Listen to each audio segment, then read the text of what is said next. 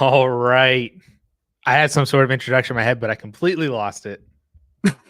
It's Anyway, right off the rip, just a real bummer. Boy. Yep. It is what it is. But I mean, that's par for the course when it comes to both of us doing a live stream. So, anyway, so we decided we wanted to do, this is kind of an impromptu decision on our part. But we were discussing what kind of content we should do for free agency. And we decided on doing a live stream now, right now on a Sunday afternoon. We gave ourselves an hour. We decided this 1 hour ago, so we're ready. Yeah. We're prepped. Notes are obviously going to be on point. But it feels like we haven't done a stream in a while. We're due for one. And what better time than free agency? Because this does feel like one of the more significant fantasy free agencies we've dealt with in a while. Wide receivers may not be ideal, but quarterback is loaded from a fantasy perspective. Running back is unlike anything I've ever seen, I think, in terms of like name value.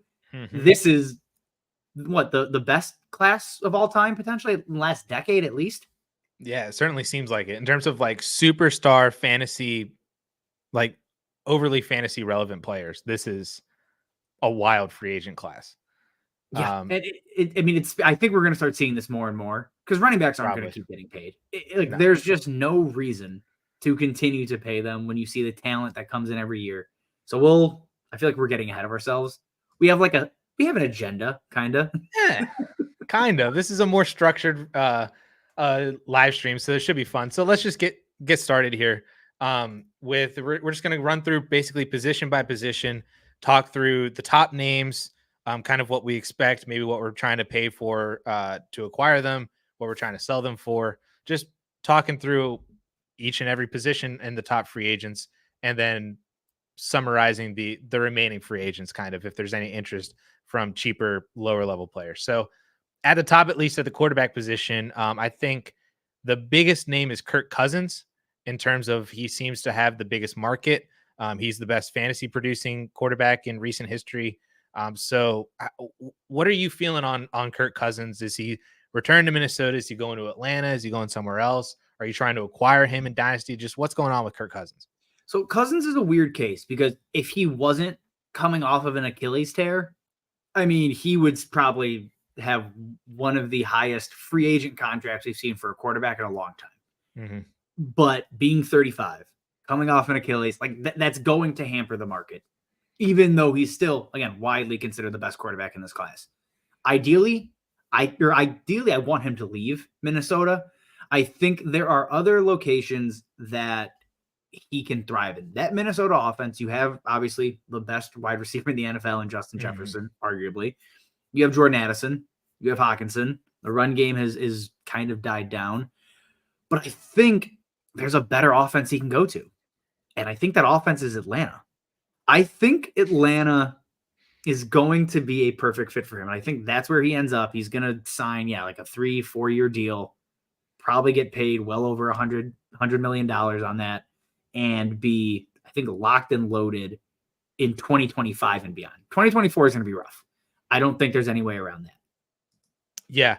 I really want him to go to Atlanta because I feel like he's the quarterback that we selfishly want to unlock Drake London and Kyle Pitts and then Bijan Robinson. That's our 100% the motivation behind that. I wouldn't mind if he goes to Minnesota. It really just seems like it's Minnesota or Atlanta, in which case I would be trying to acquire him. I think he's one of the very cheap quarterbacks that you can get in Superflex. I don't know if it's because of the free agency or because of the Achilles injury, combination of both. But if you can steal him away for less than a first round pick in Superflex, I'm 100% doing that. I don't think you can. I don't think you're gonna be able to do that. I'd be shocked. Okay, don't pause. No, don't make noise like that here. But absolute pause. But I think, again, when it just comes to quarterback value, he's probably playing the best football of his career. People are going to look at that, and they're going to also, I think, use the Aaron Rodgers thing that was but wasn't, which is, no, he was ready to come back. If the Jets were playing, right, like if they were playing playoff football, Rodgers would have been there. That there's going to be someone out there that use that same kind of logic. And I don't think anybody's going to sell low because I don't know what the incentive is. If you're selling Kirk Cousins for a second, what are you really hoping to get like out of that second round pick? You're hoping to draft somebody better than Kirk Cousins with the pick where you're not going to have the chance to take a quarterback most likely. Mm-hmm. I think like a mid first is probably still the price. And if he was healthy, you'd be giving up 2 firsts for him. You would have to. I think if he was healthy, yeah, for sure. I think you can sneak away with the later first. I feel like a lot of people would take JJ McCarthy over him right now. Which that would probably put him in maybe the McCarthy's like 6 through 8 kind of range. So I think if you get less than that, I mean, I'd be willing to pay a late first for Cousins.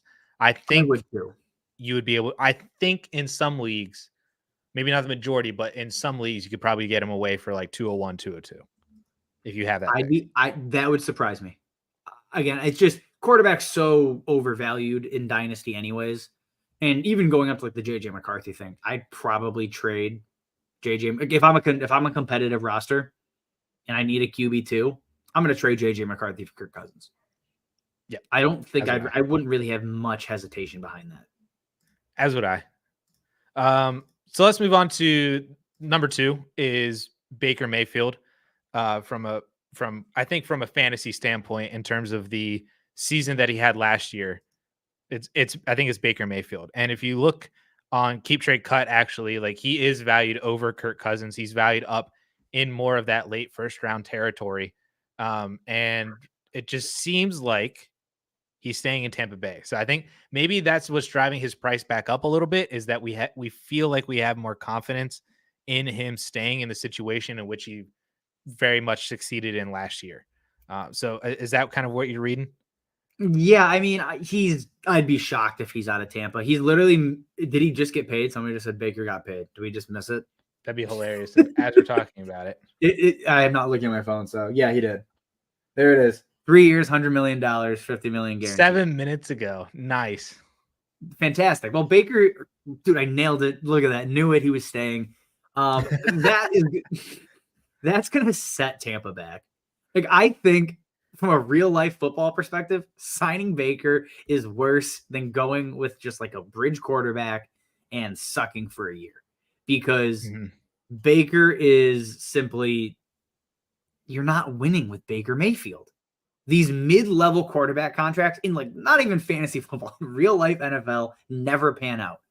They just don't. So great for Baker, great for Mike Evans. Chris Godwin was up and down last year, but I'm not excited about Baker. So I still think he's in a struggle to be a top 18 fantasy quarterback. Like, he's someone I'm happy to sell pretty much. You'll get offers, and I'm happy to sell. If I can get a first for Baker, I'd be out real quick. Yeah, the first round pick is definitely the sell point. Yeah. And I would not be buying Baker Mayfield for a first. I think there's just so many other quarterbacks that at Baker Mayfield's level that you could get for cheaper, like a Kirk Cousins, like an Aaron Rodgers, like a Deshaun Watson or a Matthew Stafford. These all feel like very similar quarterbacks that just give me the cheapest of them, and that's the one I want to buy. And with Baker being the most expensive, it seems like he's the one to sell. And then, yeah, Alan mentioned that it's also great for Rachaad White as well, too, with the dump off passes from Baker. So yeah, I mean, basically it's stagnant value for everybody across the board there. Like, Baker remains a low end QB2. Mike Evans, at least on contending rosters, top 20 wide receiver, top 15. Yep. Chris Godwin, inside your top 30. K. Dotton, I guess, exists. Like, like possible. Like, that's it. There's no changes here. Yep. Which is nice. And maybe again, that's where the security of all of that situation comes into the more higher priced value for him. Yeah, so it's the complacency. People love it. All right. Russell Wilson now is a free agent now that he has officially been cut from the Denver Broncos. His market is really weird, it seems like, because he's been saying that he's willing to take a vet minimum contract. I don't know if that means he's going to be some sort of bridge quarterback and turn in, or if he's going to be like Jameis Winston, where he might be a backup, but Russell Wilson's really weird. How are you feeling about him right now? He's going to be a starter somewhere. I'd be surprised if Russ is not a starting quarterback, at least in 2024. The reason he's willing to take the vet minimum is because the Broncos still have to pay him.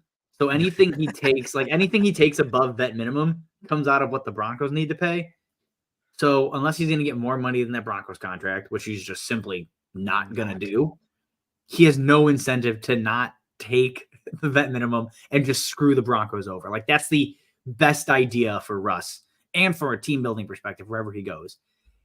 As far as where he lands, and you're not going to be happy. It's probably the Steelers. Like, the Steelers make so much sense for Russell Wilson. He is an upgrade over Kenny Pickett. Absolutely.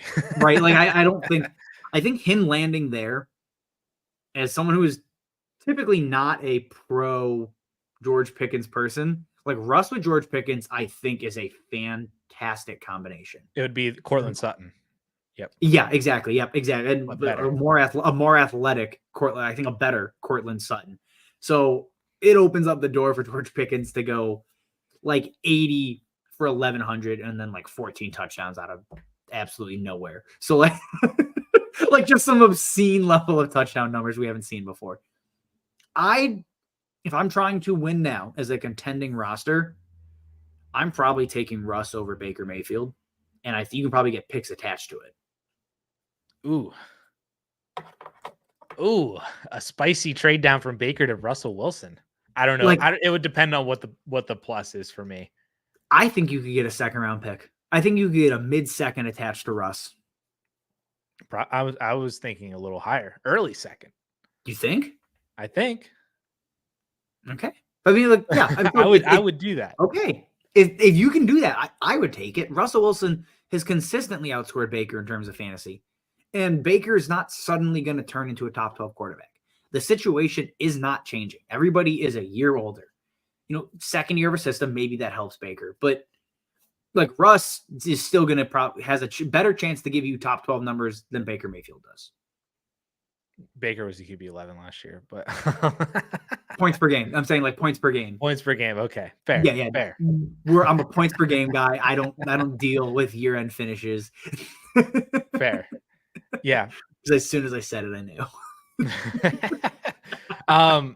I'm kind of hesitant to buy Russ until we figure out where he's actually going. If it is Pittsburgh and he is going to end up being the starter, I'm totally on board with paying for him, because I don't think that his price increases all that much from what it is right now. Like, I don't think it's like, how Kirk Cousins would, sign with Atlanta and then his price vaults up. We see a video that he's, progressing well and actually on a football field, not a tennis court, throwing the ball. Anyway, but I feel like Russ is one of those guys that I think his price wouldn't change all that much, even if his situation got better.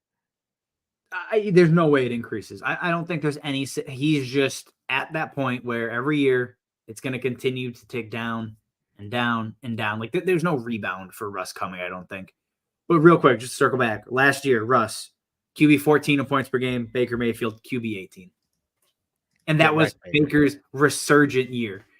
QB 18. I think that's probably, maybe not the ceiling, but it's pretty damn close to as good as he's going to get for fantasy. Last thing that we can talk about for top free agents, quote unquote free agents, is Justin Fields. Not so much from a free agent standpoint, but it just seems like he's going to be on the move. So you're the Chicago Bears fan. I know that you don't want Justin Fields to be the starter for your team anymore. Your team, Caleb. But from a Justin Fields standpoint in Dynasty, are you trying to buy? Are you trying to sell? What's going on with him? If you had asked me this 2 weeks ago, I probably would have told you I'm trying to buy. Because it seemed like the market was more robust for Justin Fields 2 weeks ago. Like, that was all the noise, right? Oh my God, the Bears are getting a first round pick. We're getting 20 from the Steelers. That's what the damn talk was centered around. And now it has cratered down to, you might get a day 2 pick. Like, that's not even a guarantee. To, oh my God, you're going to be lucky to get a 4th. Like, it just continues to tick down further and further. And people might say, like, Justin, you're an idiot. The media is playing you like a fiddle. And to that, I say, I am an idiot. I will listen to basically anything. And Ben Albright's been saying this for a while though, and Ben I know Albright he is is. not. He's one of the ones that really sticks to what he hears, and he's been pretty anti Fields' massive market for a while. Yeah, it just feels like it's dried up. And at this point, you're going to pay more in Dynasty and without the guarantee that Fields is even a starter. Like, that's a scary proposition. And the reason you're going to have to pay that much is if and when Justin Fields starts games, he gives you a top 7, top 8 upside because the rushing's there. So, like, you have to pay that premium for a massive question mark. That's a scary, scary proposition in Dynasty. Yeah, I agree. Keep trade cut. He is valued as the QB 18, 1 spot behind Tua, 2 spots behind Dak Prescott, and 1 spot above Jared Goff. Wait, Tom. What is Dak Prescott valued at? 16. What the hell is happening? He's behind all 3 rookies and Jordan Love and Purdy.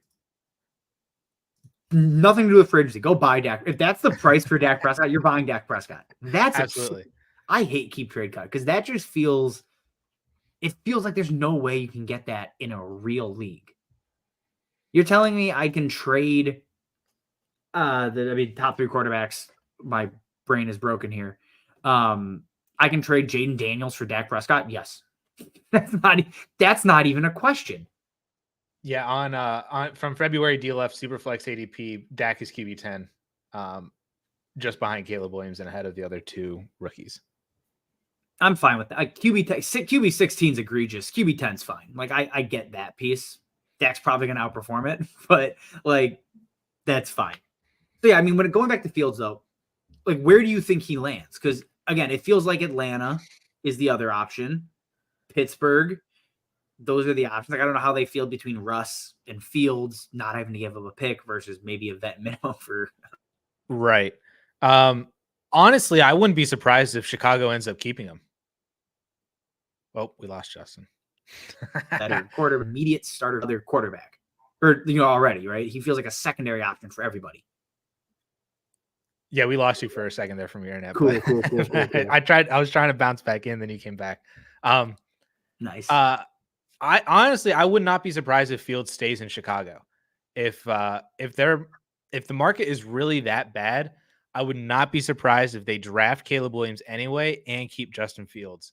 I just feel like you can't do that from a locker room perspective. Like that feels like they'd eat cost and just say, okay, we have to move him because it just feels like that would be so stupid.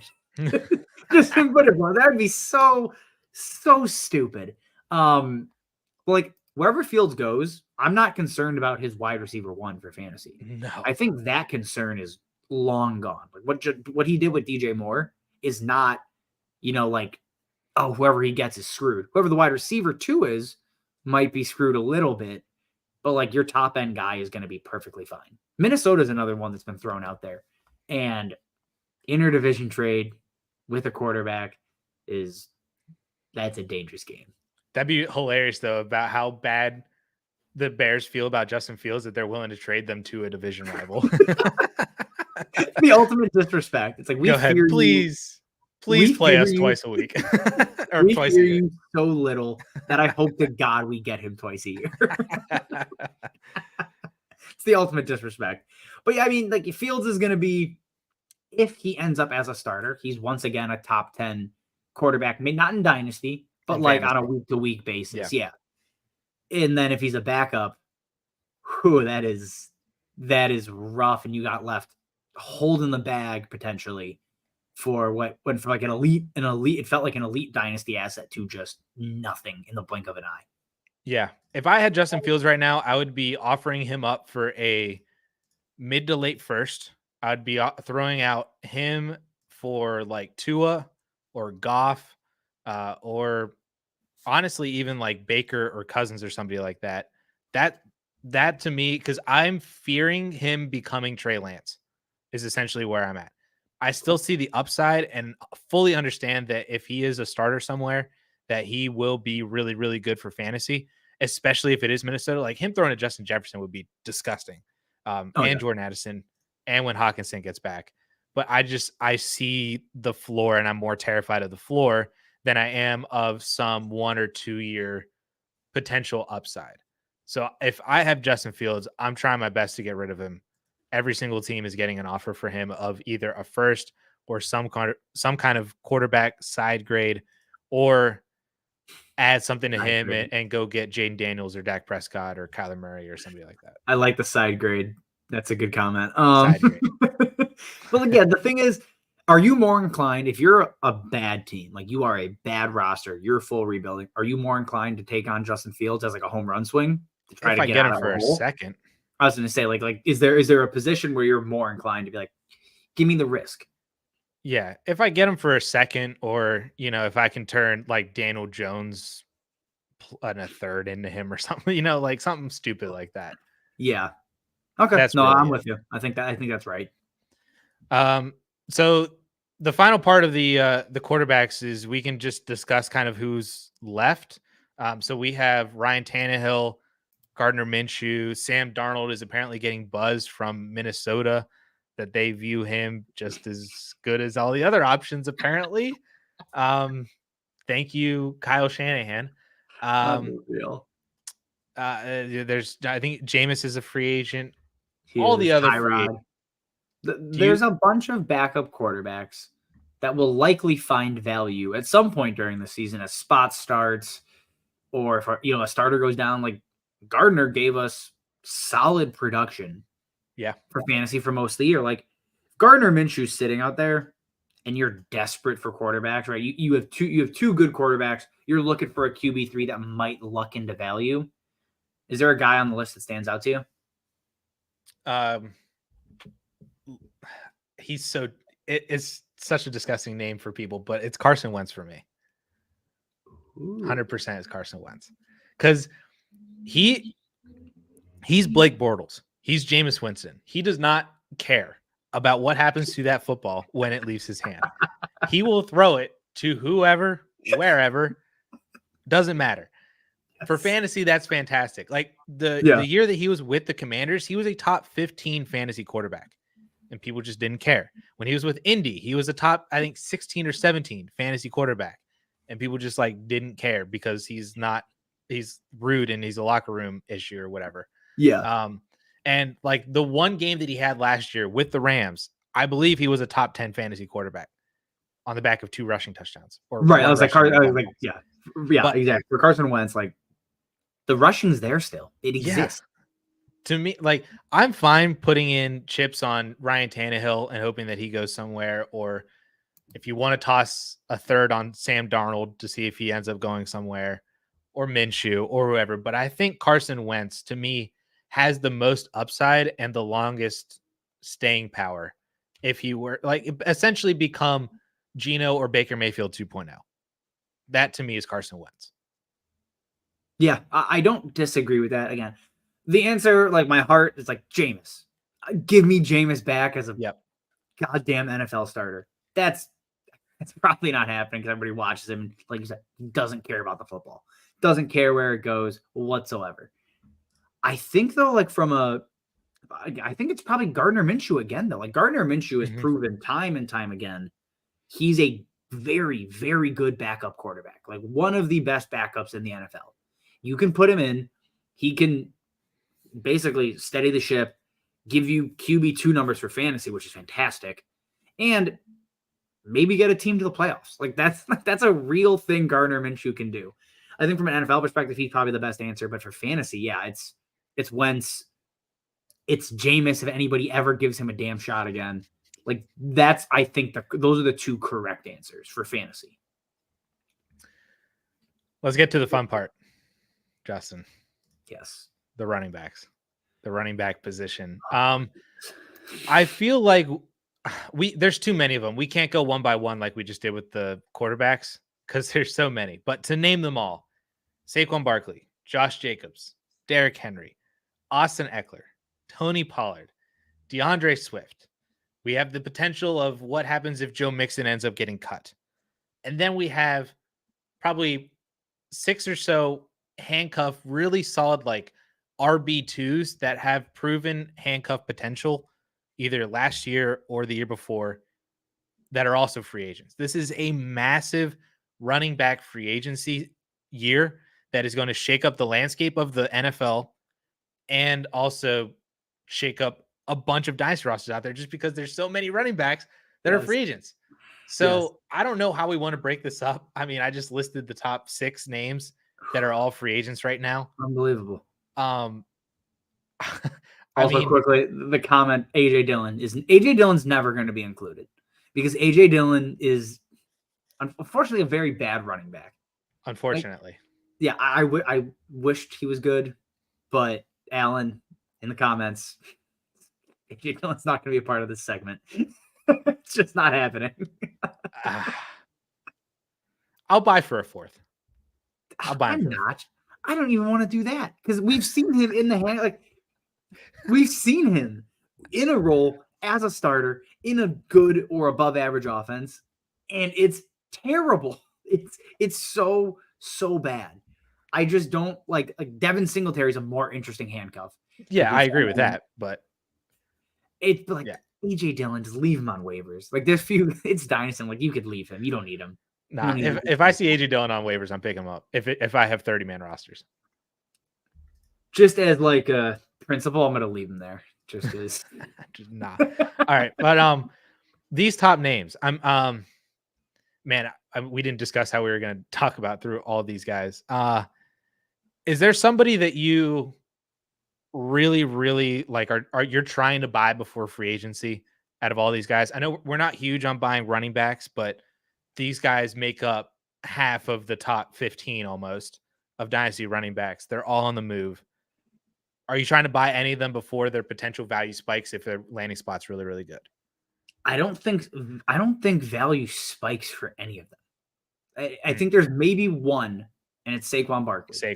Because Saquon has the aura. Like, you know what I mean? It's Saquon Barkley. Like, his value can spike pretty much anywhere he goes. But he's the one I'm willing to buy because I think he's the best of the bunch over the next 3 years. Like, sure. when I look at it in that view, I think Saquon is the one that will hold value best. So that's going to be the one I target. I don't really want to go after a Derrick Henry at the price it's going to cost to get Derrick Henry. Tony Pollard is maybe a flash in the pan. Like that's a possibility here. Austin Eckler's almost 30. Josh Jacobs, he's a pure volume play. I don't look at Josh Jacobs and say, like, damn, he's a freakishly talented running back. He's been a pure volume guy, it feels like. And I don't really want to get into that if I don't have to. So I think it's Barkley. Barkley is definitely the one that has the ability to gain a lot of value because he would be, if he goes to Houston or Baltimore or Philly, those are the 3 teams that are all fantastic offenses, much better than what he's had in New York for his entire career, where he can still maintain the volume that he has gotten and the receiving volume that he's gotten. And it just feels like it's Christian McCaffrey to the Niners kind of thing. That's the comparison that I've been hearing is if Saquon goes to one of those teams, we're talking about a legit league winning running back. Houston, if he lands in Houston, it's game over. People are going to be nuts. People are going to lose their mind. Not only are they the most exciting up and coming offense, you pair them with an elite running back, year 2 quarterback. Like the projections are going to get out of control to the point where I think I'd be willing to sell him. What's the sell point? If he goes to Houston, what's the sell? Like, if he goes to Houston and I can turn him into Malik Neighbors, Jaden Daniels, Marvin Harrison Jr. You're not getting Marvin Harrison Jr. If I can turn him into Malik Neighbors, I don't think you can get him even in Houston. If it was 3 years ago and like this version of like everything's the same, except, we're just in the mindset of Dynasty 3 years ago. I think you could. But the way people view running backs now, I think you got to shoot for Brian Thomas or lower. I don't think you get Odunze. I don't think you get Bowers or Neighbors, even in best case scenario, unless you got like an old school Dynasty player. People are going to go nuts on Saquon, though. It just takes one.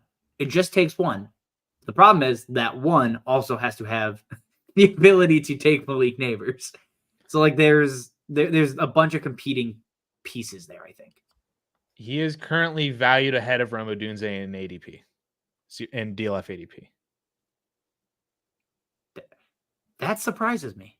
There you go. He's in the wide receivers that he's in the range of is Nico, Waddle, Ayuk, Metcalf, DJ Moore, Devonta Smith. I'd probably sell Saquon for every single one of them. All of them.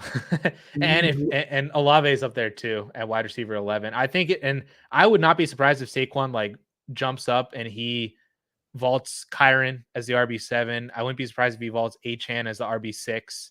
And now we're talking about him up near Malik Neighbors and Drake May, Tyreek.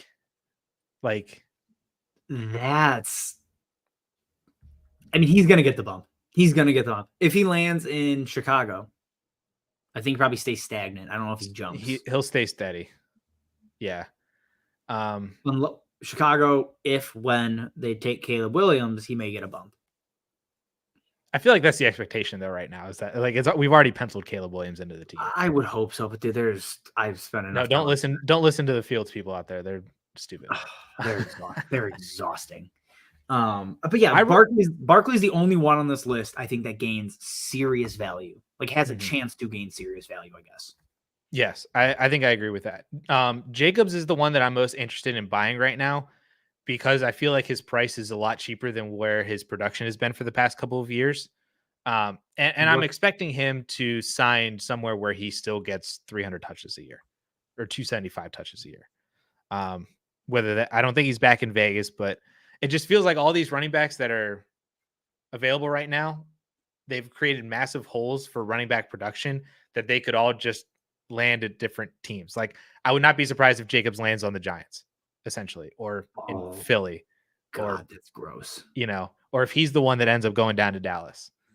Like that's just kind of how I feel about Jacobs, that I think he's going to end up at one of these other places where a running back void has been left. So I'm willing to buy him. Where's he going right now in Dynasty? Like what in the DLF ADP? DLF ADP, he is running back 14 behind White, Cook, Pacheco, and just ahead of Spears and Javonte. Oh man, if you could flip him for Spears, I'd jump all over that. But at the same time, if I could flip Pacheco for Jacobs, yes, also would be doing it. Exactly. Like basically, I just think we just realized people are too high on Pacheco. That's the roundabout way to get there. I'd even flip James Cook for Josh Jacobs too. Yeah, I would also be doing that exact same thing. If you the video I talked about Spears the other day, I said I'd flip Pacheco and Cook for Spears. If I'd flip Jacobs for Spears, you can figure out the order. There you go. It's just he's gonna be.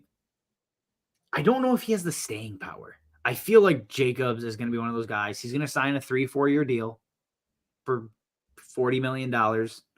And heading into year 2 or year 3 of that deal, people are going to be pissed about it. That's just the gut feeling I have. Yeah, I don't disagree. That's kind of how I feel about all these guys, is that the staying power is just not there. Which makes me interested in guys like Tony Pollard. And I'm not really interested in Henry and Austin Eckler. I've kind of put them out of my mind for Dynasty because I just don't think the squeeze is like the juice is worth the squeeze on that one. Pollard though is still interesting because he looked good at the end of the year when he was really coming back from the injury, the broken arm or leg. And Dallas has even said that they're interested in having him back. So I think if Pollard goes back to Dallas at RB24 prices, I'm not out on that. Like if I can flip Jaylen Warren and a second for Tony Pollard, I would do that. If I could go from David Montgomery to Tony Pollard, I would do that. Brian Robinson in a second for Tony Pollard, I would do that. Ramondre for Pollard and something fun. You say Ramondre for Ramondre Stevenson? Yeah. That's a tough one. But yeah, I mean, you know who the quarterback is still. There's a ton of questions around that offense. Pollard is one, man. Like I was all in last year. Obviously got burned. He's fully healthy. Back in Dallas would be best case scenario for Tony Pollard. I think that's where he's going to thrive. I don't think he's going to have a huge market either. Like it does not feel like Pollard is going to go out and get one of those $10 to $12 million contracts. No. I'd be shocked. He feels like a 1 year 6 to 8, and then he tests it again next year, which I think, and it probably ends up back in Dallas. Yeah. At that price, yeah, he would. I think he would definitely end up back in Dallas at that price. Or if Dallas gives him like 2 for 20 with 15 guaranteed, and then or whatever it is, right? Something like that. Let him figure it out. Like, would you give up like an early second straight up for Tony Pollard if he's back in Dallas? Yes, I would. Because I think that's a sweet spot where I think a couple running backs are going to get vaulted into the first round. Mm-hmm. Brooks and Benson specifically. Yeah. And then, then you're in. I really love Braylon Allen, but I'm so scared if he doesn't get a good landing spot. But I would take Pollard over, like all the other running backs, essentially the rookie running backs. Like a Bucky Irving, Will Shipley. Yeah, give me Pollard. Not at least right now, barring some crazy draft capital change I don't expect. I'm with you. Which is where that early second feels like the sweet spot, kind of. Yeah. So where are you at with Austin Eckler and Derrick Henry? I know they're kind of out of your head. You don't care. You just straight up don't care. Nope. I'll sell them for seconds.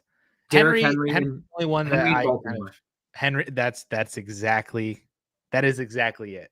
Is Henry in Baltimore would be disgusting, absolutely disgusting. But they're old.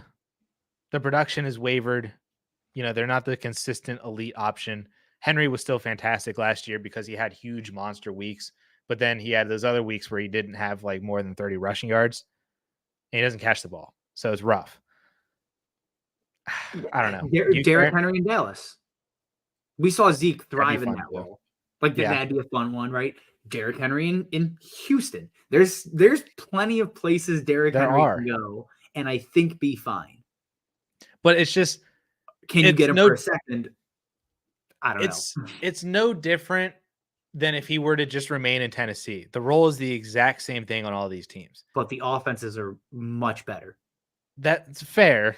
There's more touchdown opportunities. That's the touchdown equity is the same, but the pie's bigger. He's just already 30 years old. That's the problem. He's 29.6 if I'm looking at PFF.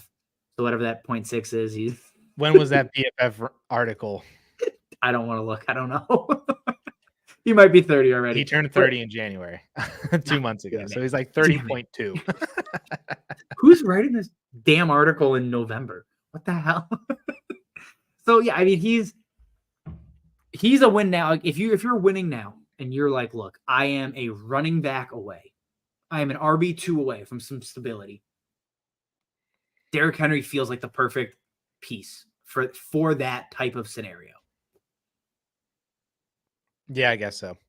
If you can get him for like a mid-second, you're not finding the running back like this that's going to give you immediate production. That may never give you production. Like a mid-second for Henry in any of those like 5 spots we named is that's the perfect scenario, I think, because he's going to go somewhere. They're going to pay him, and he's going to get featured. And I'd be shocked if he doesn't. Yeah, he's not going to end up being like how Zeke or Dalvin Cook were.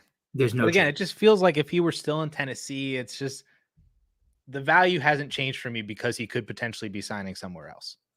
Right. I get that. Yeah, it's just he needs a good offense to like get excited about. You may be able to flip him for like a late first if he lands in any of those places we named. Yep.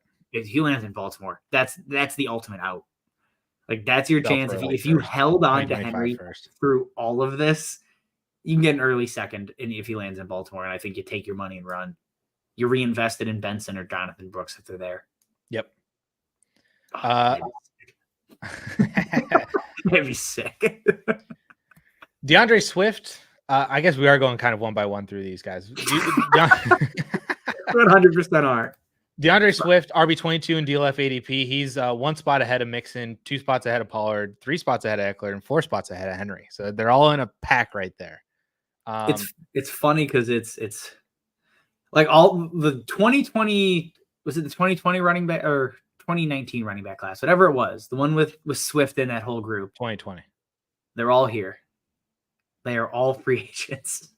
AJ Dillon, J.K. Dobbins, Cam Akers, and Antonio Gibson. They're all here. Just Jonathan Taylor survives. CH is here. The running back class I was supposed to reset the dynasty landscape. They are all free agents. Every single one of them except for Jonathan Taylor, I think. Yeah, essentially. God, that's so depressing. It is really bad. Oh my God. But do you care about Swift? He's the youngest. He is by far the youngest of everybody that we've talked about. He's still 25. I think the days of Swift being a top 12 running back are probably shot. Like he never got there, really. You know what I mean? Not with any kind of sustained success.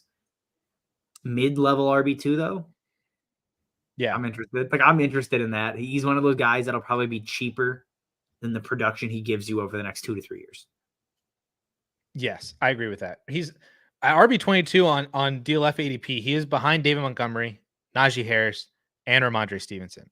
I think I would take the bet on DeAndre Swift over all three of them. Not over Stevenson. Stevenson feels. I just don't know what New England is, and I don't know what Gerard Mayo is, and it's just weird. I'm not. I think I'm comfortably taking Stevenson over. Okay. I'm here to be back in on Stevenson. I'm so here for it. I will always be I am a Ramondre Stevenson guy, dude. He picked it up at the end of last year. He looked healthy at the end of last year, which I think is a big part of it. And just great pass catcher, great runner. They're going to have a rookie quarterback. They're probably going to lean on him to some extent. Mm-hmm. And if it ends up being Jaden Daniels there, running lanes usually open up when you have running quarterbacks. So like I think I'd be excited for Ramondre still. The rest of them though, like Najee's older than him too, isn't he? Yes. Like by a decent amount. A year, yeah.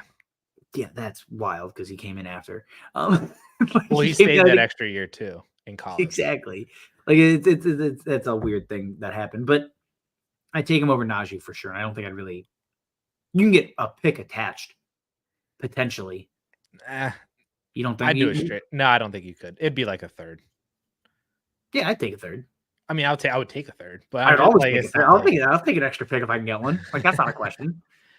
Swift though, my fear with Swift is that he's the one running back out of all the guys that we've talked about in this like kind of top running back section. He's the one running back that I think has the potential to not get a bunch of volume. Like he will sign somewhere and then not get a bunch of volume. You know, it seems like if you're paying for Saquon, you're paying for Jacobs, you're paying for Henry, you are paying them to get 300 touches. If you're paying for DeAndre Swift, you know, 225, maybe like I could see him being someone who goes somewhere that already has a semi-established running back. And then he ends up maybe being like, I don't want to say like Devin Singletary, but just ends up with some really weird usage, you know? Where do you think where is that landing spot? Because I'm just looking down the list. I could see him in Miami. Yes. Honestly, I wouldn't hate him in Miami. I could see him landing. Honestly, if Mixon gets cut, I could see Swift and Cincy with Chase Brown. Like, I'm just trying to think of places that aren't like he's not going to get a workhorse role. PJ asked that if any of these guys end up in Cincy. Oh, yeah. Swift, I think, could be one because I don't think he's not going to get a big contract. Chicago would be one. Dude, yeah. I think Chicago if they end up missing, try not to say if they end up missing on like Saquon Barkley, I don't think they go in on the rest of these guys. And I could see them looking to Swift and then if they miss him, just rolling back with Herbert and Roshan and just trying to figure it out. But like you're looking through it, I wanted to say Green Bay, but he's just like an Aaron Jones. He's a worse version of Aaron Jones. Like that's the most redundant crap. New York, like the Giants. See, that's one of the landing spots where he could get a lot of volume, I think. That's the only, we haven't talked about Washington as a spot, but I could see somebody going there and just ruining Brian Robinson. Not that Brian Robinson hasn't really ruined himself, but you know, somebody else could help. Carolina. I wouldn't be shocked if Swift ends up in Arizona as well too. I feel like he complements Connor really, really well and is kind of like a better version of what I think they wanted from Eno Benjamin and a better version of just all the random Chase Edmonds, all those Yeah. backups that had receiving flex appeal that Arizona has had over the past 3 or 4 years. If Swift he is just lands a better there, version of that. if he lands there, who do you want, Connor or Swift? Connor would be. I want Connor because he's mad cheap. He would be so much cheaper. He is dirt cheap. Dirt free. He is, though. You can go get him for a third. If DeAndre Swift signs there, go send a 4th round pick for James Conner, and you might be able to get it done. That's how it's crazy. DeAndre Swift would probably be a low end or high end RB3. Like, it might just nuke both their values potentially, which would be so frustrating. But what do you do? Yeah. Last name to really highlight here. Possible cut Joe Mixon. What are you doing with him right now? I don't care about Joe Mixon. I think he is one of the running backs that I think has the ability to be James Conner for the next couple of years. His price is a little higher right now, but I feel like he could be James Conner or Aaron Jones for another 2 years. Because I feel like a lot of people are like you, like they don't care about Joe Mixon, but when given volume, he's been a top 10 running back. Joe Mixon, I would not be shocked if Joe Mixon turns into Zeke. I agree with that. Proof, and he's just dust. Everything with Joe Mixon is just trending in the wrong direction. Every single piece of elusiveness, of tackle breaking ability, efficiency, all of it is just every single thing you look at is just trending in the wrong direction. And that's not surprising. I mean, we've had 7 years of Joe Mixon. That's a crazy long career already. And he's been, for fantasy, for the most part, really good the last couple of years. But it's all on the back of volume. It feels like I don't know if he gets that same workload anywhere. That's willing to pay him. And it just feels like a recipe for disaster. If you're not that efficient and you're losing work, it's really, really difficult to get excited. Like, if I would sell Joe Mixon for a second and a third, and I just wouldn't look back. Yeah, I was gonna say I would cash out for a second and be done with it, because I do agree that there is a lot more risk. But I also feel like he's going to be one of those guys that, I wouldn't be shocked if he's in one of our videos in June or July saying, Joe Mixon with this landing spot, or if he's still in Cincy, he's a good player for a contender because he's going to get that volume. Yeah, he's going to be super, super landing spot dependent. And well, here's the thing. He might not even get cut. Like, if he doesn't get cut, great. Him and Chase Brown, Joe Mixon is a nice, I think, mid-level RB2, and you just keep running with that. He's a cheaper Najee Harris is essentially what I'm more inclined to sell Mixon if he hits free agency. Yes, I agree. I think that's the way to look at it. Yeah. So to wrap up the running back section, we have, as I mentioned at the very top, a boatload of RB2s, Dynasty handcuffs, so many backups that are free agents right now. Antonio Gibson, Ezekiel Elliott, Zach Moss, Deonta Foreman, Devin Singletary, Gus Edwards, the aforementioned AJ Dillon, J.K. Dobbins, if he's ever healthy. Dobbins is, Kareem Hunt is, Cam Akers is. There's so many running backs that could have potential if signing to the right situation. If you had to pick one of these guys that you were like, all right, he has the upside to be more than a handcuff, who would that be? Or upside to be a longer term value play for you in 2024? My gut, I want to say J.K. Dobbins, because I think he's the most talented of the bunch. I know that's not the answer because he's coming off the Achilles. His knees are made of glass. He's made of glass. It's all bad. I think he's the most talented of the group. It's just not going to come to fruition. I think the Cam Akers train has sailed. It's probably Devin Singletary. That's the one who, look, he gets out of Buffalo for the first time in his career and immediately discards of Dameon Pierce, which is just fantastic. It's great. It's the best. And looked good doing it. Like, he looked really damn good in Houston.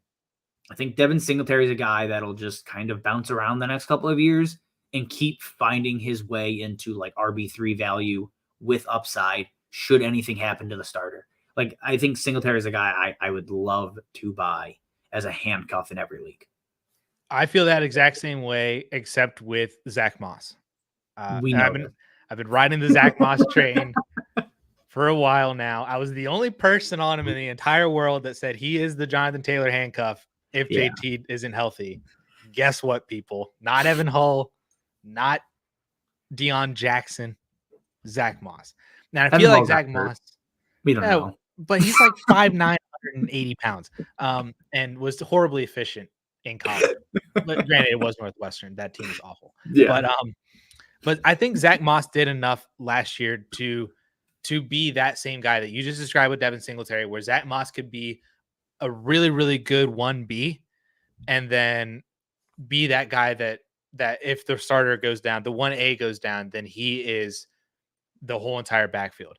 And like, I hate to say it, but like, if Zach Moss in Buffalo, I know that they traded him, but like, he is the exact running back that they need to complement James Cook. Like, that is the fit that I view him as. Like, yeah. I don't know if there's, in Tampa Bay, maybe there's not a lot of other teams that have like that kind of a running back that then also need some sort of a pounder. Minnesota. There you go. Minnesota would be one. But Zach Moss to me is the guy that I would be looking to buy. If you can buy him for a random late third or even a fourth or a couple fourths, he is the guy that I would be want to have stashed on my roster as like my RB 5 or 6. Yeah, I agree. Kind of taking it the other way, away from this group of guys. Who is there a running back out there right now on a team that you think is going to get screwed basically in free agency, or that they sign a big name, they bring in a handcuff like a Singletary or a Moss that just tanks value? Right. Because that's the other thing with this free agency class is there's so many good names that somebody is going to get ruined. To me, and I mean, we just kind of mentioned it with Minnesota, but to me, it's Ty Chandler. I know I saw a lot of people whenever Madison got cut, they were like, "Oh, Ty Chandler season, blah blah." I even saw like Kevin O'Connell had a quote that was like, "We really were excited about Ty Chandler the way that he ended the year last year." And I just feel like if people are buying into Ty Chandler, that Minnesota is one of those teams that I would not be shocked if they go out and they get not Saquon or Jacobs or somebody like that, but if they get Austin Eckler, if they get DeAndre Swift, they could be the team that pulls Joe Mixon if he gets cut. Or it could be a team that, extending it to like the NFL draft, could sign a rookie on day 2, Yeah. Ty Chandler to me feels like it feels like an easy answer, but he feels like the most dangerous one. I mean, Alexander Madison, he's potentially this year's Alexander Madison, potentially the previous year's Mike Davis. Like, these guys, there's one every year, no matter what, that like, okay, this running back, they're 25, 26 years old. They're finally getting their shot to start. Not because they necessarily earned it, but because there's not really a lot of competition on the roster. This happens every single year. And it just so happens that it's going to be Alexander Madison's backup. Like, I think that's the correct answer. The other one we mentioned is Brian Robinson. New coaching staff that did not draft him. A guy that wasn't all that consistent. A guy that's not all that good, I don't think. It feels like that free agent or that ownership group, that coaching staff is looking to make a splash, and them going after a running back. And yeah, Colin in the comments just made, they have the most cap space in the NFL. What do teams do with new ownership and new coaching staffs and a ton of money? Typically, they spend stupid money on someone that they don't need. And it just feels like this is the perfect class to do it. Yeah. Josh Jacobs in Washington would not surprise me. Them being heavily in on Saquon also would not shock me. Just because they don't care about Brian Robinson. This always happens. So that's one, I think, as like a higher profile name that a lot of people do like, could just get absolutely tanked by the end of 2024, basically. We had a couple other names. We were discussing this at the before the show, but we have a couple other names that could potentially you should be wary of if you have them. Any Chicago running back, so that's Khalil Herbert and Roshan Johnson. It Yeah. feels like Chicago could be in the market for a free agent, a big name free agent, to go and add with Caleb Williams and DJ Moore. Carolina, it doesn't feel smart, but they seem to not be the smartest of organizations. Gettleman's still there. Or not just, Gettleman, whoever the hell they're Tepper. David Tepper. It's Gettleman. But it's the same thing. But with having Chuba, Miles Sanders is an afterthought. He probably is cuttable, to be honest with you. But like if you're banking on Chuba to be some sort of like a RB2 or something like that, sleeper RB2, yeah, maybe be a little careful. Dameon Pierce again. Devin Singletary is leaving, but Dameon Pierce lost his job to Devin Singletary last year. Especially, I mean, Houston's been wanting Saquon, so dangerous. The other one, that's what it feels like. Well, it's Saquon. They get it. They're also playing Dynasty football. They fully understand. Exactly. The last two kind of similar. Tyjae Spears' value has been intrinsically tied to Derrick Henry leaving. I think his value has been rising a lot because I think people see him being a 300 touch running back in Tennessee. I would say that we both love Tyjae Spears, but we both love Tyjae Spears being fully aware that they are going to add someone else.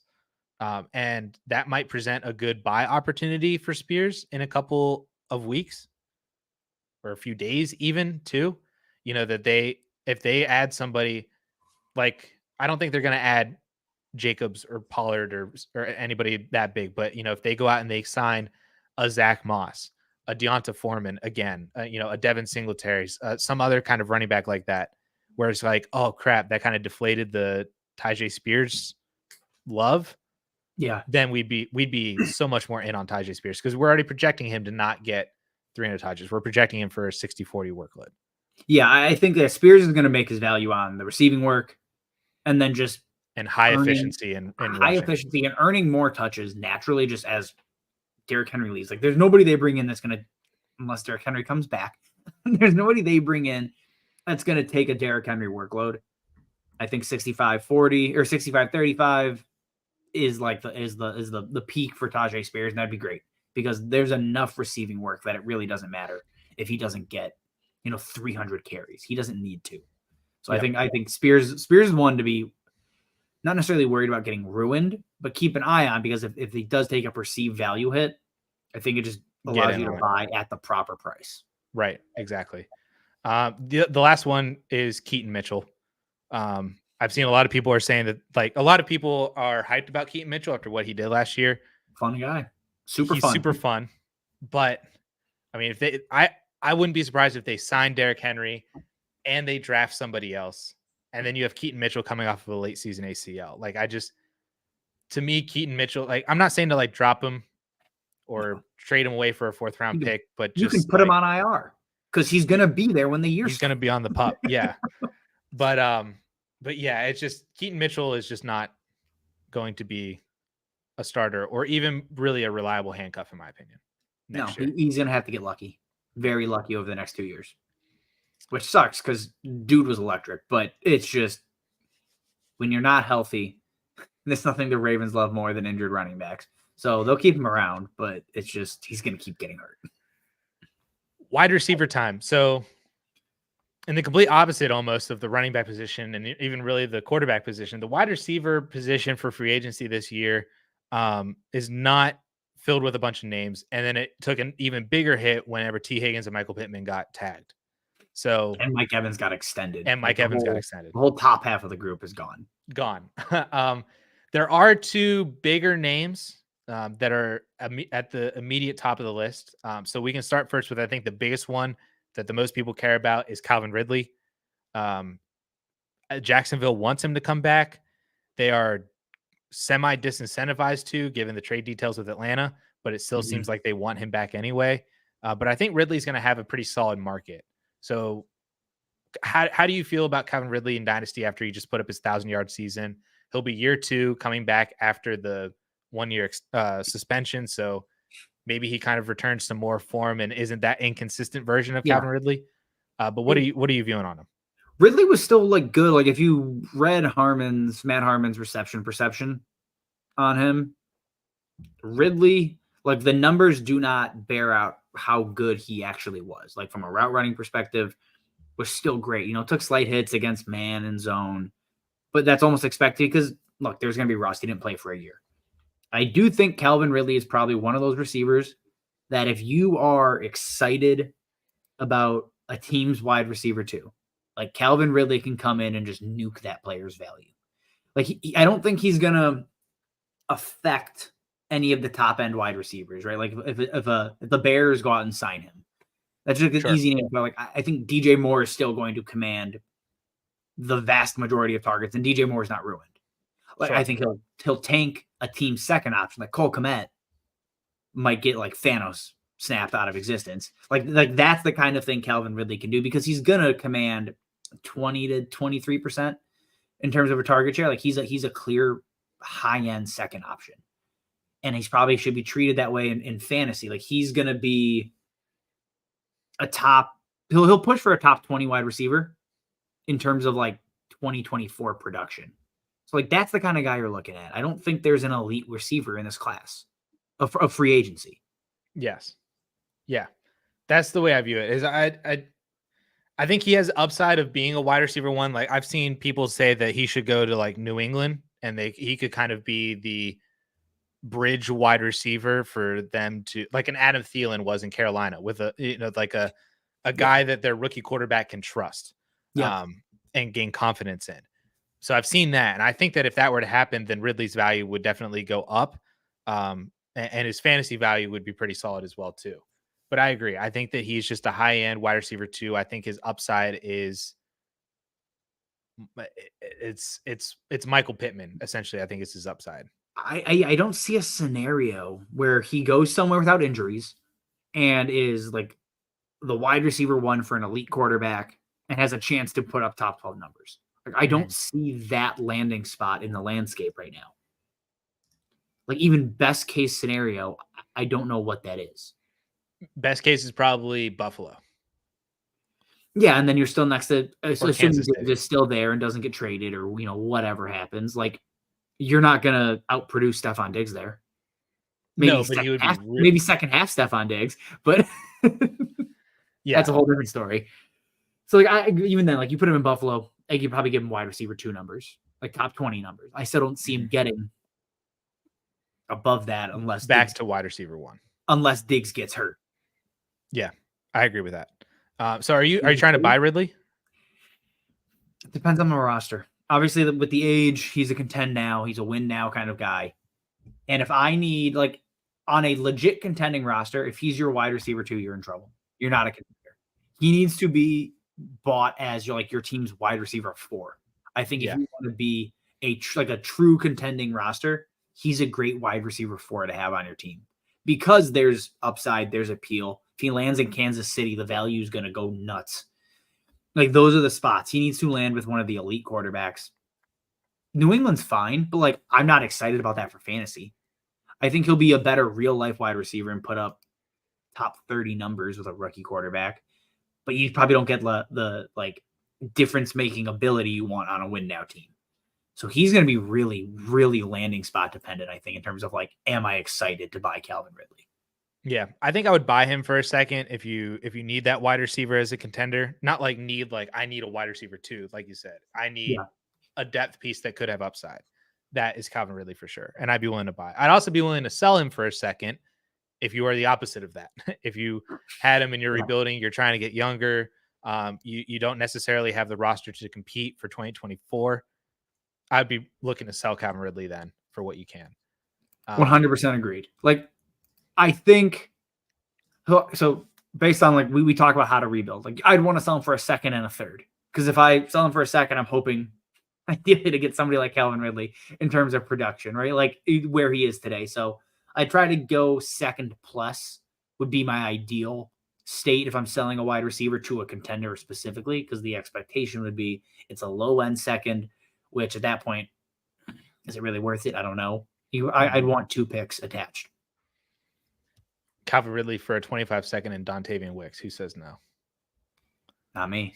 I can tell you that right. Not me. The other big name wide receiver then is Hollywood Brown. So I haven't seen anything about his market whatsoever. Nothing. It's been so dead quiet. I don't know if Arizona wants him back. I don't know if if any other team is even interested in him. Like, I don't know. But it's me. I love Hollywood Brown. I think that he's still a very good wide receiver. And I think there is upside there. Like, if you were to go to Buffalo, if you were to go to Kansas City, even if you were to stay in Arizona and he's the wide receiver 2 with Marvin Harrison Jr. there, I'm still in on Hollywood Brown, especially whenever you look at his prices of, like, he is wide receiver 48 in DLF ADP. So low. I mean, the production hasn't been there. Outside it hasn't. Like, that's the piece is when I've gone through and like I want to do videos on like, oh, I gotta buy these people cheap. Hollywood's name keeps popping up. Like, he's on every short list, but I just have not been able to make a video because I'm like, at this point, the production has not come with the perceived skill set or the perceived talent. Mm-hmm. The target earning ability at the start of 2022 was nuts. Right? It was him and Kyler, and there was nobody else, and he was earning targets. And like, it was like, okay, Hollywood has arrived. And then obviously he didn't have Kyler the second half of the year. He was hurt. And he has Clayton Tune and Joshua Dobbs. And then he gets Kyler off of an ACL tear, but Trey McBride's broken out. And it just feels like he's destined to be a wide receiver 3. I don't think Hollywood's going to live up to the hype. And I hate accepting that because I told you guys to buy him last year. I was in. And this year just kind of tainted it, I think. He's a wide receiver 3, and it's kind of replaceable production. But at wide receiver 48 prices, he is what people wanted Gabe Davis to become, I think. Dude, put him in Buffalo. That's what I'm saying. Put him in Buffalo. Put him in Buffalo.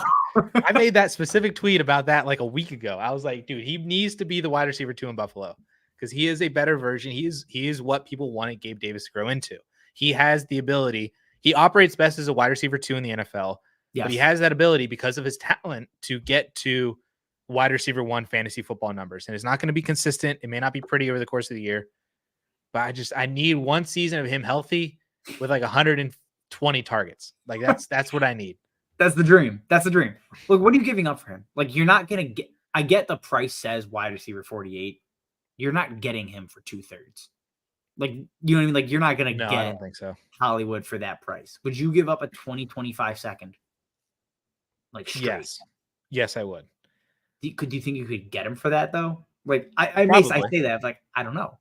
I think you could. Yeah, I think you could. I think the more realistic way to acquire him is to give the person who has Hollywood somebody who's a sexier player that maybe doesn't have the same exact upside or anything like that. Like, if you could trade Jahan Dotson for Hollywood, would you do that?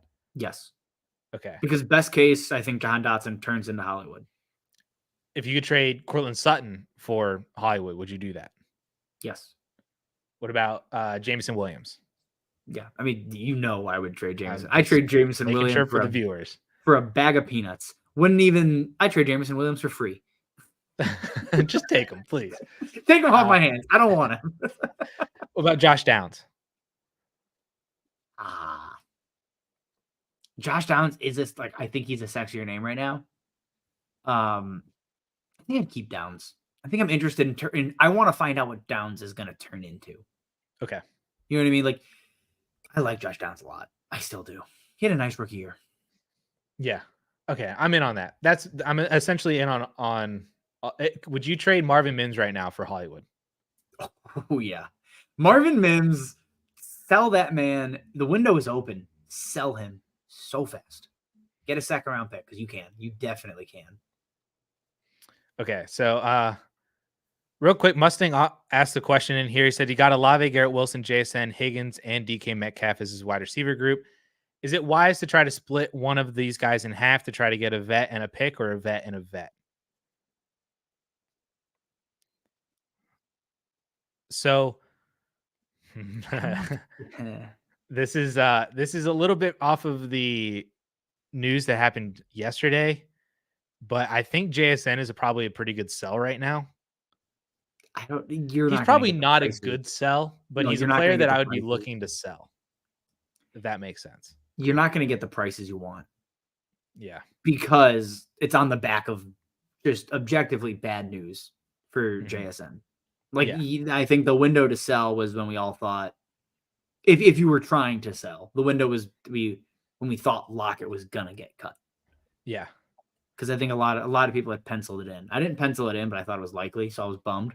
But it just depends on your roster. Like if you're starved for picks, right, and you want to try and get youth and a vet, like if you could trade T. Higgins for, say, Devontae Adams in a second, you don't lose production. You add a pick. You lose years, obviously, but you're trying to build depth. And I don't think Devontae Adams is going to cease to exist after this season.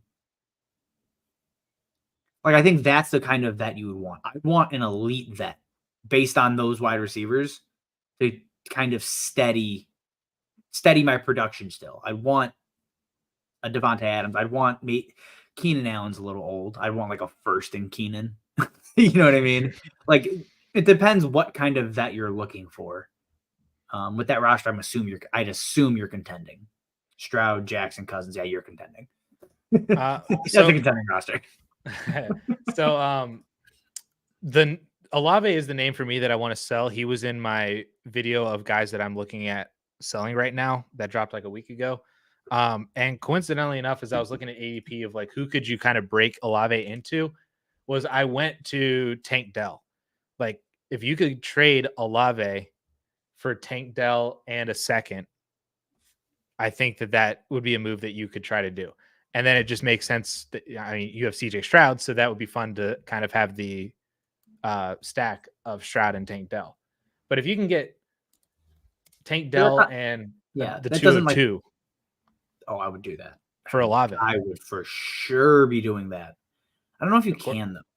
Well, according to the analyzer, it is 594 to 599 in Superflex. So lock it in, done, deal.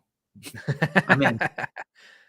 Yeah, or something like that. Like with Tank Dell being the wide receiver that you can break down to, you have the ability to also then get another veteran wide receiver like a Mike Evans or like a Keenan Allen, like an Amari Cooper. Mike Evans would be the one. Evans would be the one because you can get a lot attached to him, I think.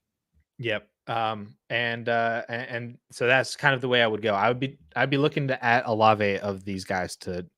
I think he's the one that's most viable to break up because he's the most valued that I don't really want on my roster. Like I want Garrett Wilson. Yes. Not in love with Olave at his current value being so high. But because it's so high, he's the one that I think is most likely to be able to be broken up effectively and not like break up DK into like two other random pieces. Yeah, DK took a hit. JSN took a hit. I think Higgins has been holding steady. And if he gets traded, because I still think that's coming, I think he'll probably get a bump because he's out of the shadow of Chase. Mm-hmm. So it may be worth holding and waiting and seeing how that shakes out because he's not going to lose value. Like his value is what it is if he sticks in at Cincy. If he gets moved, you have a sell window on Higgins at elevated prices, and he'll probably return less value this year because wide receivers on new teams almost never pan out all that well for fantasy. Geist is asking what Mike Evans is worth in rookie pick value to kind of bump off of that. I think he's 201, 202. Yeah, that's exactly what I would want. Or I'd want a mid-second and a future pick. Yeah, a 205 and a 25 second. Yeah, I think that's about where I'd be like, okay, fine, take him. Like it would suck because I love Evans, but like that's fine to do. I would also, if you want to try and get into the first round, you would have to add to Mike Evans. I would be willing to add, if it's Mike Evans and a mid second for the 109 or the 110. So like the Brian Thomas, Troy Franklin area. Right. Yeah, exactly. Or if you reserve the right to, if Xavier Worthy goes to Kansas City, and just skyrockets in value. Because then I think at least with the first round pick, even if you don't necessarily want to take a rookie with that pick, it at least allows you to, vault up from there. It's a stepping stone more than Mike Evans would.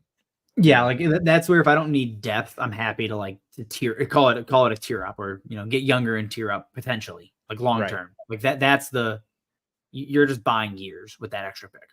Right. Yep, that's it with Mike Evans. So back on the wide receivers for free agency, we have a group of other, I'll call them wide receiver 4s and 5s of just kind of random, could have interest if they land in the right situation, kind of free agent wide receivers. We're talking about like Darnell Mooney, Gabe Davis, Curtis Samuel, Odell Beckham Jr., Tyler Boyd. There's some other free agents in there that could have interest. Do you have any interest whatsoever in any of those guys? I mean, we know not Gabe Davis. just at a high level. If he goes to Kansas City, I am ready to get hurt again. Yeah, no, we need to see him with an elite quarterback. He hasn't had one yet. As soon as he's fancy MVS. That's what happens. But at least, hey, MVS is a Super Bowl winning wide receiver. So MVS has never won anybody a fantasy championship. MVS has never won anybody a fantasy championship. It's just not happened. He won them an NFL championship. He really did. I'd say ultimately it's Mooney of the group, just because Tyler Boyd's about to be 30. It's very difficult to get excited about that. Curtis Samuel, I like. He's had nice flashes. But, like, again, Mooney, I just feel like the last time he played with a competent passer, he put up 1,000 yards. Mm-hmm. Like, that season he hit 1,000 with Andy Dalton was basically in spite of Justin Fields.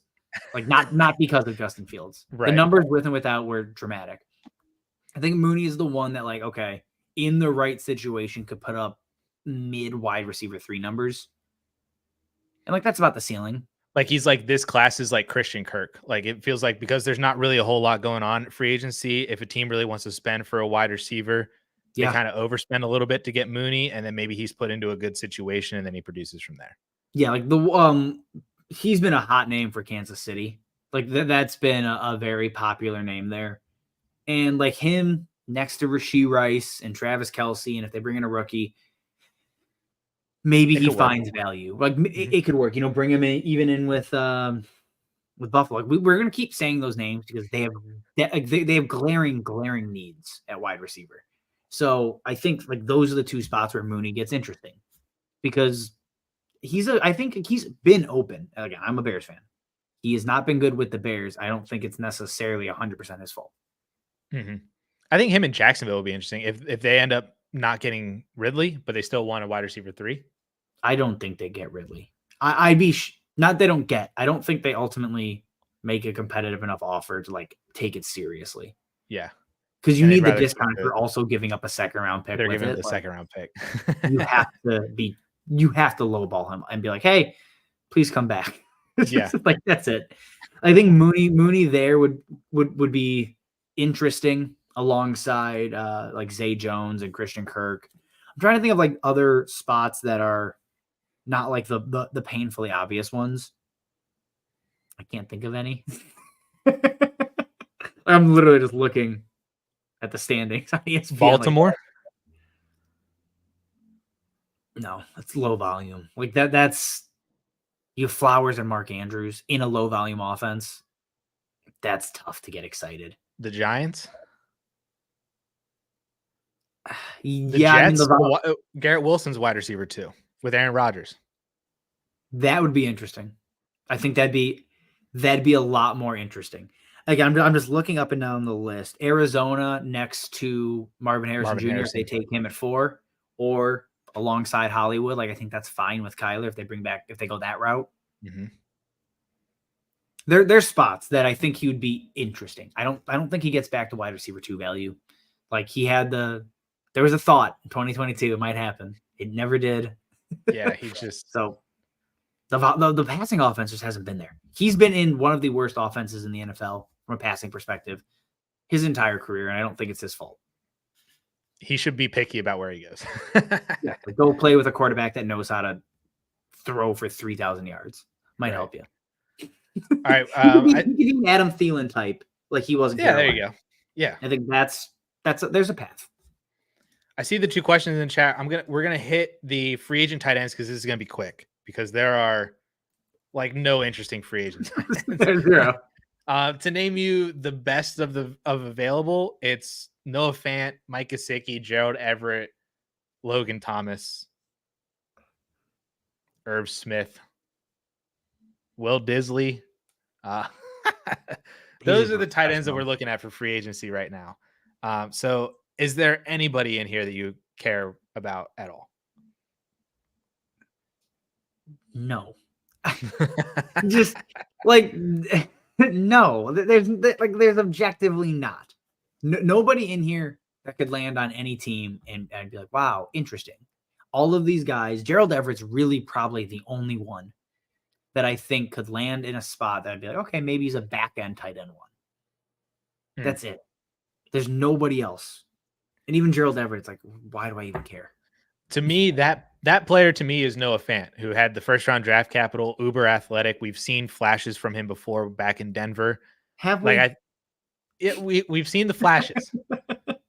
That where like if he were to become what David Njoku and Evan Ingram kind of became over the past year or so, where they've kind of like had a resurgence, now that they're hitting, 27, 28, that's kind of where Noah Fant is starting to get into. I would not be surprised. So I think Fant, I'm not paying a third round for Fant.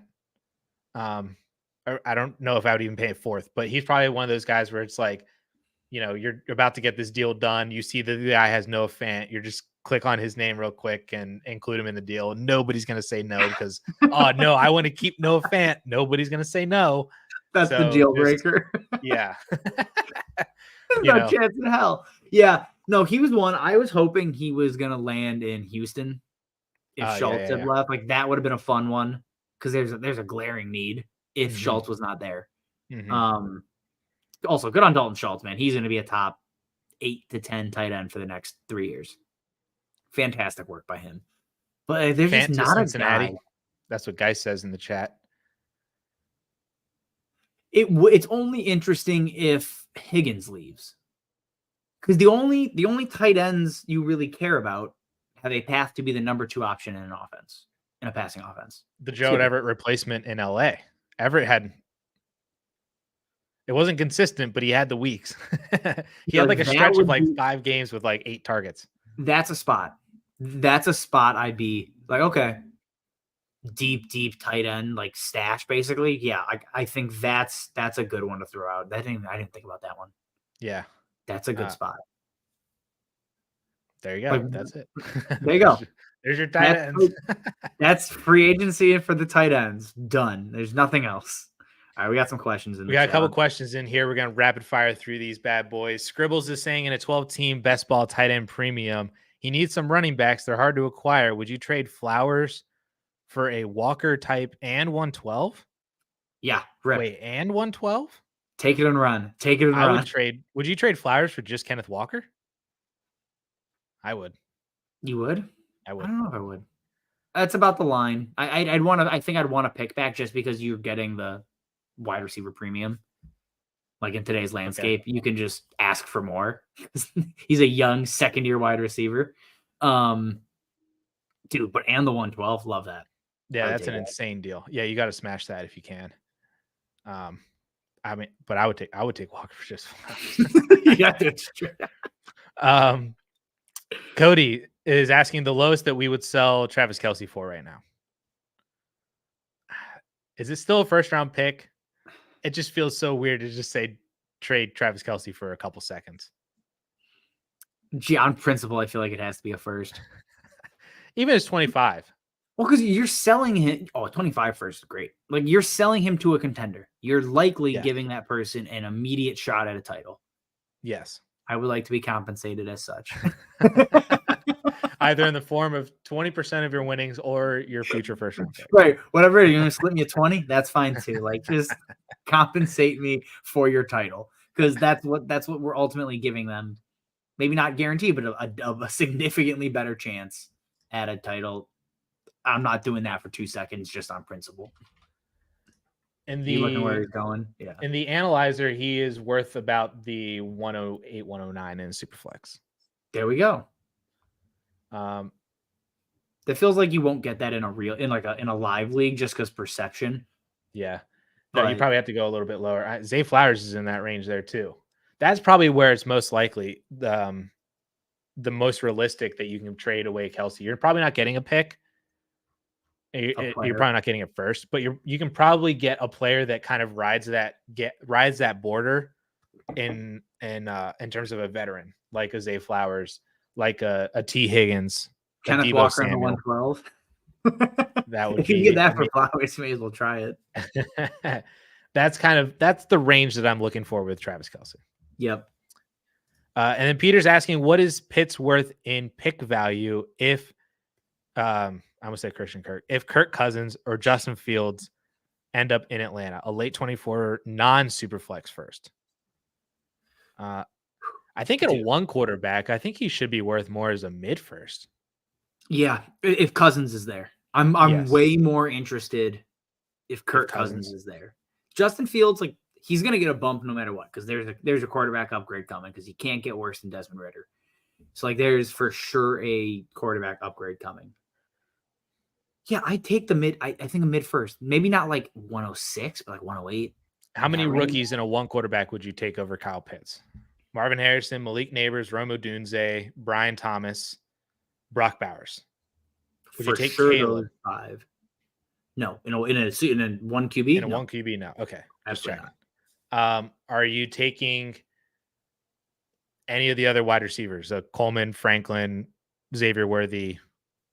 Not Xavier Worthy. We'll talk about that Mitchell. Later. Not at a later date. We'll talk about not Xavier Worthy, not Keenan Coleman.